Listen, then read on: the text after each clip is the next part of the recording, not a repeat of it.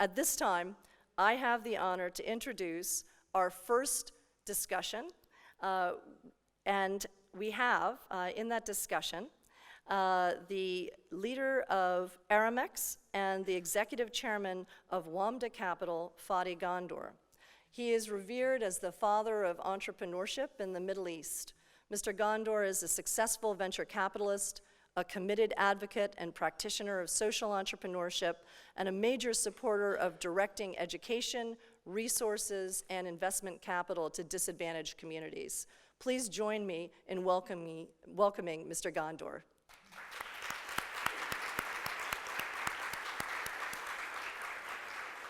And hosting what promises to be an insightful and entertaining conversation with Mr. Ghandour is Christopher Schroeder, an investor, entrepreneur, and author of the highly acclaimed first book examining startups in the region called Startup Rising: The Entrepreneurial Revolution Remaking the Middle East. As an aside, I'd like to say that I met Chris on an air flight to Saudi Arabia when I first became president of Babson College, and so sometimes you really should speak to the person next to you on the plane because you never know who they're going to be. I am very excited to hear your insights, Chris, and yours, and so please help me kick off this wonderful weekend with this great conversation. Thank you very much. Thank you. It's an unbelievable honor to be here, Carrie, with you and your team and what you've built here today, this amazing event. It's particularly an honor to be with all of you who are so deeply committed to this unique mission, I would argue, in the world that is Babson today. But it is, in fact, my greatest privilege to be with my friend Fadi, who is described, very beautifully in terms of his resume. And you're about to get a sense not only of that, but a sense of the man in the discussion we're about to have now. And the one thing that she left off of your resume, and I assume that you are in some respects most proud to be defined of, is that you are also the father of the young man, Fadi Ghandour, who was the both co-writer and producer of the Academy-nominated war film Thebe just this year. So congratulations on that. Thank you. Yes. I just came back I just arrived from Los Angeles. So do you have one of those big $200,000 bag I'm gift totally bags? jet lagged. Yeah. You'll be nice to me. I'll be very nice to you, because I want to go next year. I wanted to start with Thebe, if you don't mind, because we'll talk about entrepreneurship and a lot of things, but I actually think Thebe is something of a metaphor for what's happening in the Middle East, and about creativity, and about a feeling not only of nationalism in Jordan, but regionalism writ large, and that a new generation is doing something very, very different. So could we just start there and what you saw in your son? Thank you for mentioning Thebe. So it is actually the biggest pride that I can have to have my son get nominated for the Oscars. So it's incredible with his first film. Yeah. But the story of Thebe is that this region, while you're reading about the crazy things that happen in various failed states around us here, and that dominates the stories in the news today. But my argument today, tomorrow, yesterday, and every single day is that that's a story that is happening there, but there is so much more, and I think the majority of things that are happening in the region are much more productive. People are worrying and working on building the future of this region. And Thebe is part of that story. So in Jordan, they are talking and they are so excited about Thebe, even though we have a civil war next door in Syria. So there is a different narrative, and that's so important for us to actually focus on the narrative of building, on the narrative of productivity, on the narrative of what we're going to do with our youth in terms of entrepreneurship, in terms of building businesses, in terms of unemployment. I mean, these are things that are global challenges for everyone, but they're also in the region, and we need to focus that story on there. And Thebe is just an inspiring story of two young men who came together and went to the Oscars. And there is plenty of others that would like to do that. You need role models that talk about building rather than destruction. So what's different now? I mean, there have not been many who've been, I think there have been 10 films nominated from the Middle East, but there have been awards given to all sorts of different things. But what is happening, do you think, today that makes this so powerful? And the flywheel of success of something like Thebe, and we'll turn to a minute to startups, creates the flywheel. Why is this a different era the next 5 years as opposed to how we think about the last 5 years of the region?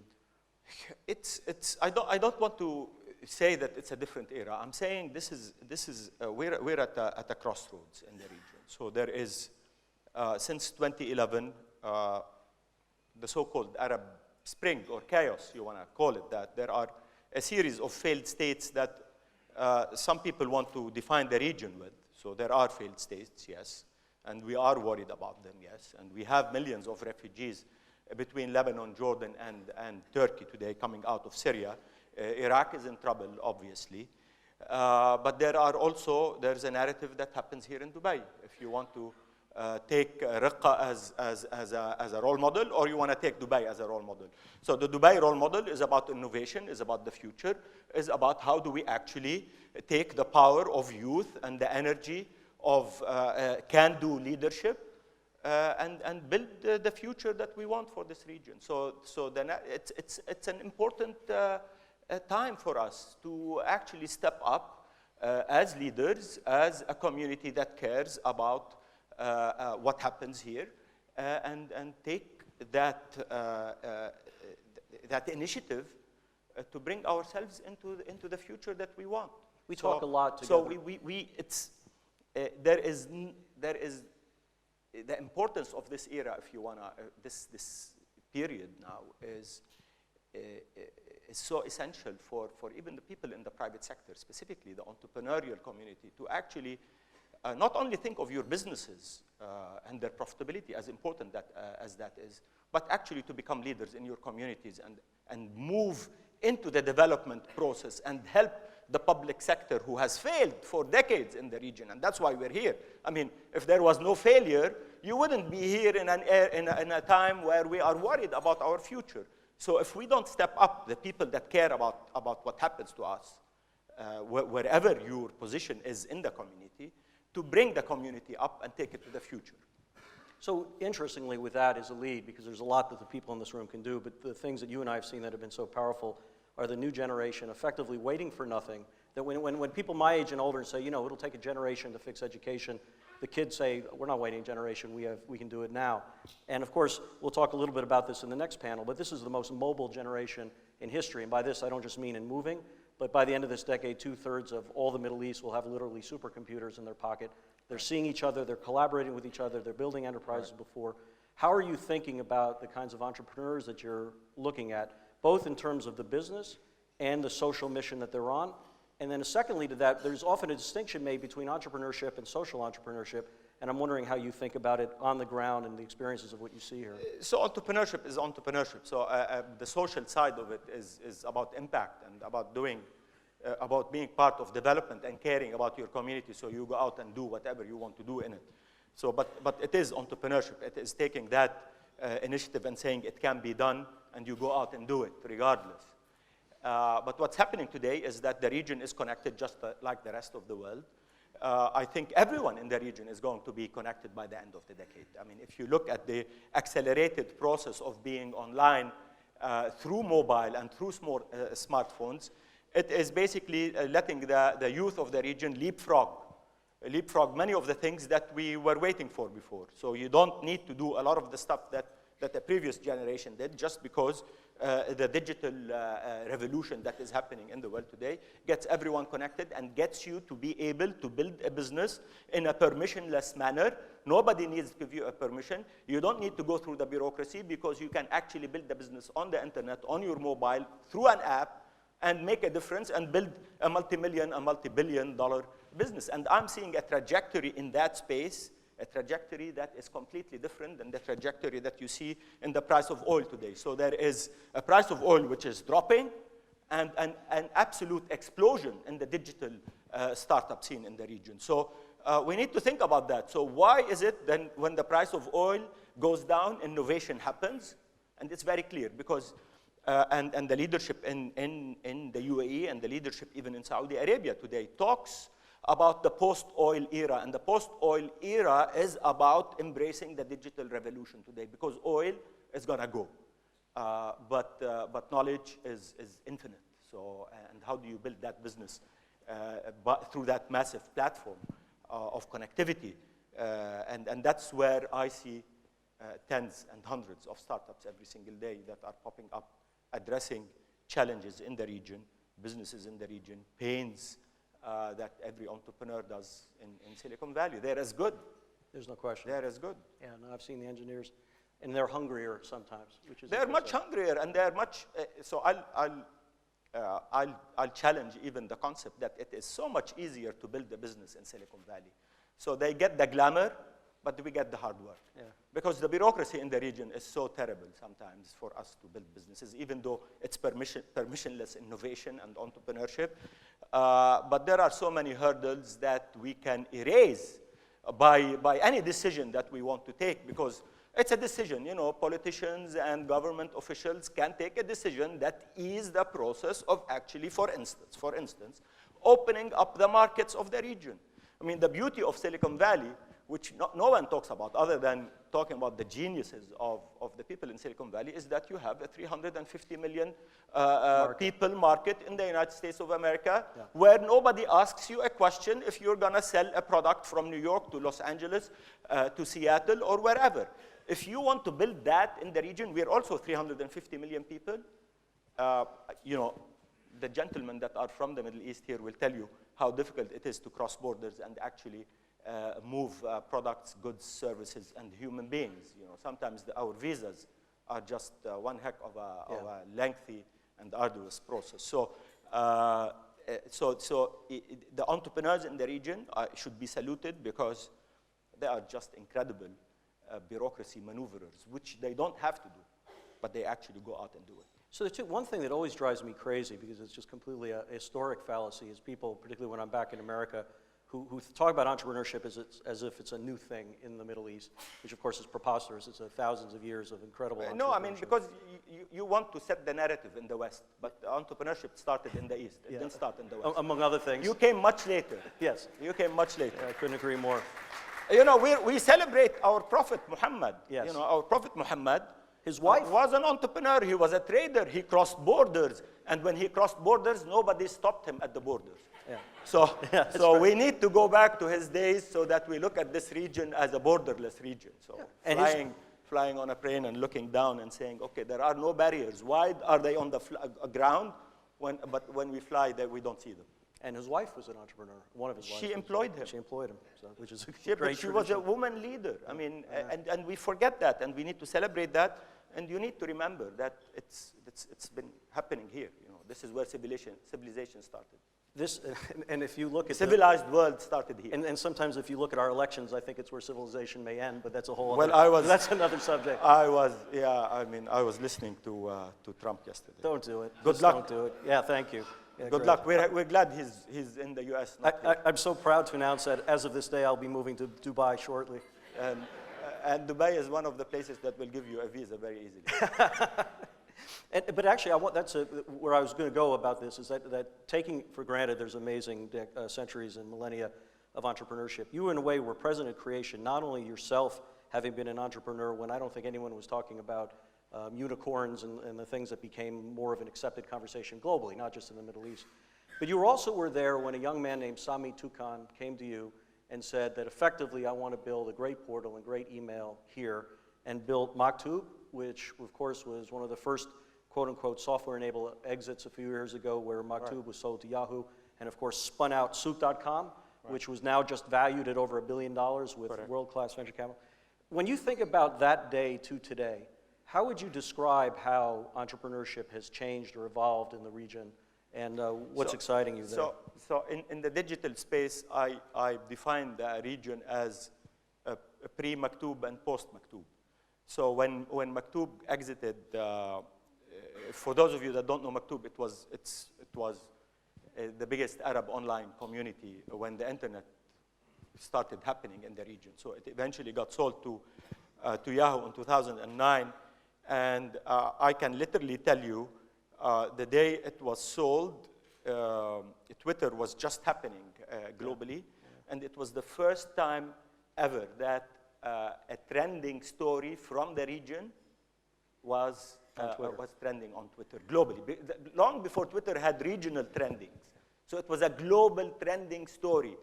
And I called a local famous TV journalist. I said, why are you not covering this most important story? She said, what story? I said, you know, Maktub is doing this thing with Yahoo. She said, okay, I want to interview the Yahoo people. I said, no, you want to interview the Maktub people because who cares about Yahoo? We need to tell people that there is two young men from Jordan who built a company that actually was sold for over a couple $100 million that did not own a single building. They owned nothing. They barely owned their computers. They did not own, even the software as an open software, open platform. Yeah. And they had 300 employees in Jordan. I mean, that's the whole asset, and they sold it for $175 million. So that's a statement that says the knowledge revolution actually creates value and creates wealth for people who came out practically from, their middle class, upper middle class people who built that knowledge. So a lot of graduates from Maktub went out, just like the PayPal mafia. There is the Maktub mafia in the Arab world, 5 or 6 of them who have built 5 or 6 companies that are, well, one of them is Souk, that's $1 billion. What changed today is post-Maktub, there are thousands of companies today popping up. Jordan, I call them the axis of innovation. You talk of axis of evil in the US. It's not me. We talk of axis of innovation. Axis of innovation is in Lebanon, Jordan, Egypt, Morocco, and the UAE today. And I'll tell you, the biggest surprise that you wouldn't be thinking about is that the next revolution in the innovation space is going to be Saudi Arabia. I am already seeing startups in the digital space in Saudi Arabia that are incredible. So watch that space. Watch it very carefully and you need to seek it because nobody talks about success in the entrepreneurship space in the region. There's Wamda.com. I need to advertise myself. The platform that we launched where we specifically said, because the mainstream newspapers and news media don't talk about startups, then we need to have a space where you actually read the positive stories of the region. And that's what's happening. But I need to also mention one thing, that there are, the small countries in the region are defining the region today. Yeah. So as in Jordan, you hear about the refugees, you hear about all these things, but there are also incredible companies, and I'm seeing my friend Saeed Darwazi here suddenly. Yeah. Saeed Darwazi and his late father, an incredible entrepreneur that came out of Jordan, built Hikma, one of the biggest pharmaceutical companies in the world today, and now they trade on the FTSE. They're part of the FTSE 100. So a fantastic story. It's bigger than a unicorn. So. No, I need it because I didn't see Saeed. I just noticed Saeed, and he's such a good friend, and he's a big supporter of entrepreneurship in the region. So. The other thing that it seemed to me, and you tell me if this resonates with you, and I think it does because you're living it in a way, is that, again, Silicon Valley's got its hype and everything else, but one of the things that has been defining about Silicon Valley is it's an extraordinary geographic network effect of talent.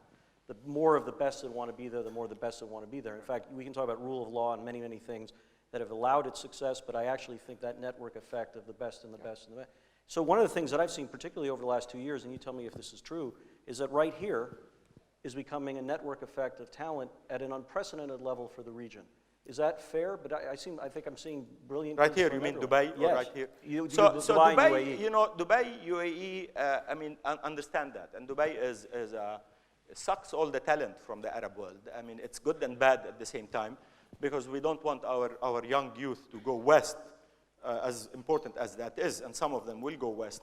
But Dubai has put a policy together that says we want to be an attractor of global talent, not only Arab talent. So if all youth surveys, if you follow, there's an annual survey that's called the Arab Youth Survey, and part of the questions, a question that they ask is asking youth graduating from college, where do you want to go next? And most of them say, we want to come and live in Dubai. And my sons, for instance, classmates are mostly, he has class reunions here in Dubai. They're all bankers, entrepreneurs, building businesses here. So the network effect is very powerful, but the network effect requires people to actually avail these networks, because without networks, you're not going to have them. Meaning, me, you, everyone here needs to be an open book. You need to be a mentor. You need to be an investor. You need to be an angel investor. You need to make your businesses available for small and medium-sized enterprises so they actually trade with them, do business with them. That's how you create jobs. You cannot create jobs by complaining and say governments are not doing this and that. We can step up and create that network effect by actually participating in the economic process of encouraging entrepreneurs by buying products from them and services and investing in them. For one building, you spend $200-300 million and you rent it out and it gets occupied. But if you spend $300 or $400 million to actually be an angel investor or a seed stage investor, look at that power of that network effect. So each company will employ 5 people, let's say, multiply that by hundreds and see what happens. I think even if they fail, those graduates of failed companies or successful companies they'll do another. Are people that you would want to hire, actually. Right. You should always look for a failed entrepreneur and hire him because he's going to be the disruptor in your company and actually make things happen. So it's critical that we create that critical mass of people going out and being innovative so that that we are part of that disruption in the digital space that is happening. And we are all being disrupted. So I'm in the logistics business, and every single day, in my previous life, every single day, a company pops up and says, I want to disrupt your business. And fantastic to do that. And instead of me fighting that startup, I want to be investing in it so that I can learn from these young entrepreneurs. And why do they see that disruption in an old industry? And how do I learn from that? A lot of, as you know, and historically almost always get technological predictions wrong in any event, but it's worth underscoring. A lot of macroeconomists and policymakers, not just in Washington, but in any country overall, listen to all this and they listen about disruption, say this is absolutely going to be a job destructor and not a job creator. Now, I think they miss some of the obvious, which is the platform effect that what you said. This is not about 2,000 people working at Maktub. This is about 65 at Souk. This is about 65,000 businesses that are growing because they access Souk. It's about the outsourcing of services that you get. The idea that this is one company, one time, as opposed to the platform effect, as opposed to new kinds of income, as we've seen in the sharing economy with things like Kareem and so on, it's a very, very narrow lens. But having said that, because you must hear it all the time. People say, is this really helping I don't know. So I'm not an expert of what happens, and I can't predict the future of what's going to happen and because of artificial intelligence, robotics, and whatever. I don't know. But I know that there will be disruption because of the digital revolution. But like all revolutions, I think it comes down and then something new pops up, a new skill. And that's why entrepreneurship is so, the skill of entrepreneurship is not about only building businesses. It's the skill of survival, of innovation, of critical thinking, of actually being a person in society or in a business where you think out of the box and you're able to be creative and innovative. And that's what is required today. I don't know if it's going to destroy jobs. It might destroy certain jobs, but it will create others. And that's why we need to build that 21st century skill. The 21st century skills are in the digital space today. And it's languages, it's critical thinking, and it's analytics. It's to be able to analyze the data because, big data and the analytics that we're having in big data is so critical as a knowledge base for any person that works in any business today. And that's learnable. You don't wake up one day and say, okay, oops, I'm a big data analyst. You are, I'm going to ask you to wear your venture capitalist hat now. Hard-nosed, you got to make return view. What are some sectors in the Middle East that are exciting you most? And I think I'm agnostic to where we invest. So we invest everywhere because we're at an early stage. So we don't know what's really going to be the winner in the region. But I can tell you, like everywhere else in the region, e-commerce is happening and exploding. Our first unicorn, as you mentioned, in the region is again, a big chunk of it came out of Jordan, by the way, is in e-commerce. Payment and fintech is popping up everywhere today. In new media is happening across the region. While people talk about the power of ISIS in using social media, I tell you in the region, they are listening to and watching YouTube for U-Turn, which is a Saudi startup that is a comedy startup, and Kharabish, which is a Jordanian startup that actually does comedy also at the same time. So while the West wants to focus on the ISIS story, we're focusing on the Kharabish story. And kharabish in Arabic means scribbles. So we're scribblers, and it's revolutionizing the way media is being viewed today. This is happening, and it's disrupting TV. It's disrupting traditional. It's the same exact replica of what's happening somewhere else in the world. So there is nothing unique about us. We're just embracing change and embracing disruption in a very rapid manner. A friend of mine in one of our startups, Ala Al-Sallal, he started a company called, you know him. Yeah, So this guy came out from really a very humble background and built this online bookseller. Tell them how humble. I mean, this is amazing. So how humble? Very humble. So he comes from a small part of East Amman called Jabal al-Nadif, which is, it's not a slum, but it's a marginalized area. So Ala happens to have been part of an organization that I had started called Ruwad.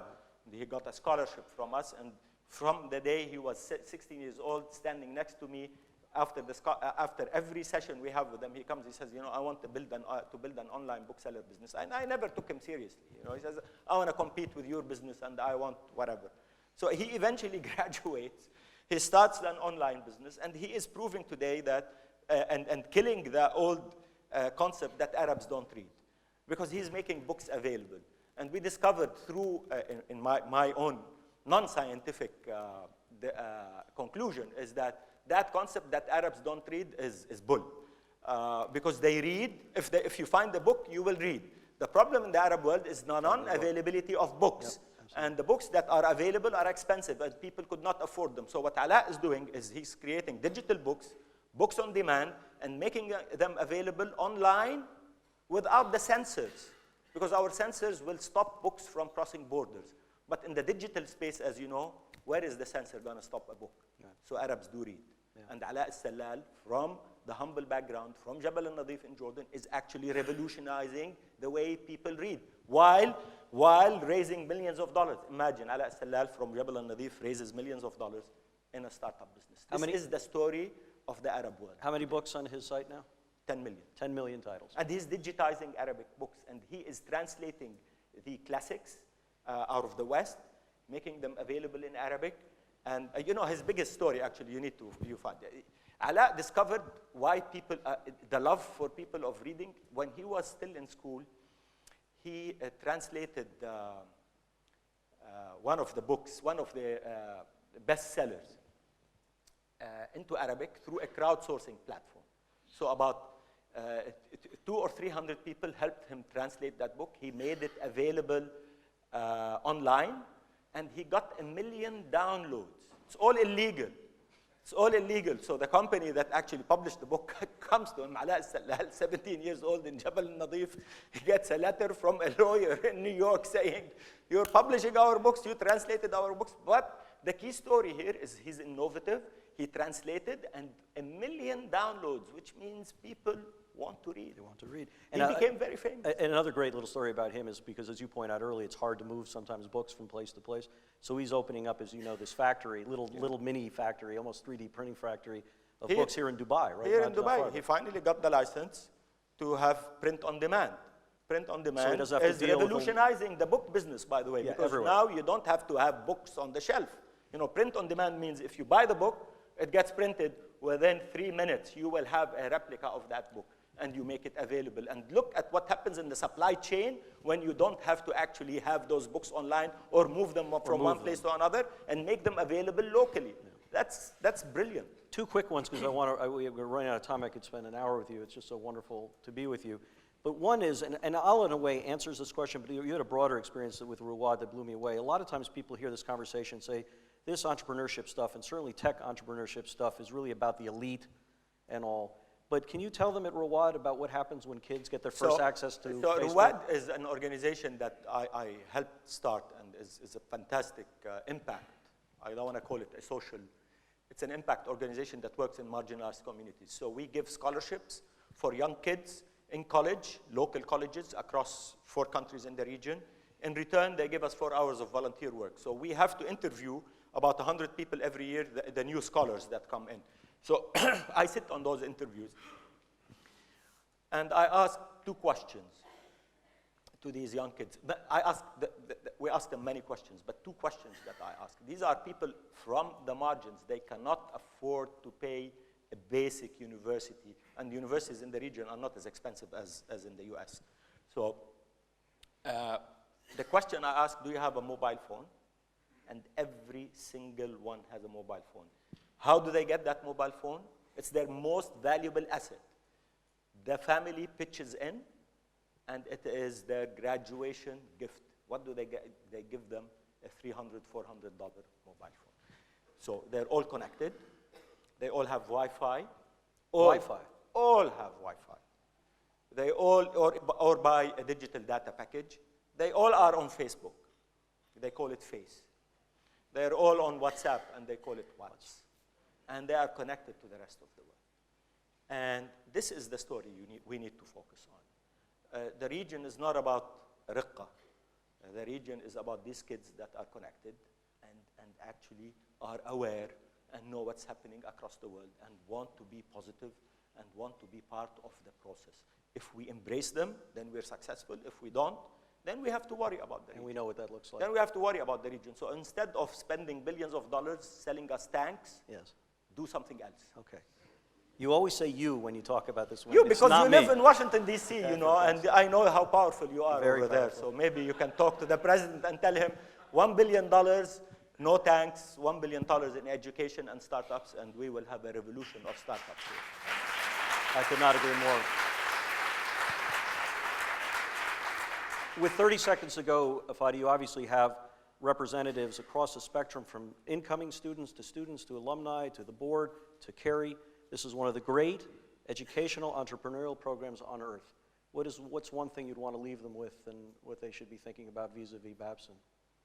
Well, Babson is coming here. They're in Saudi Arabia. They want to set up something here, and the entrepreneurial mind is what matters most. So the entrepreneurial mind is the mind that actually thinks positive, thinks building, thinks innovation, thinks solutions, and that's what matters in our future kids. I would definitely employ somebody that has that frame of mind over a Harvard graduate that studied something else. Even though you are a Harvard graduate. Great to be with you. And thank you. It's such an honor to be here. It is an honor to be with you all. Thank you. Thank you. Okay.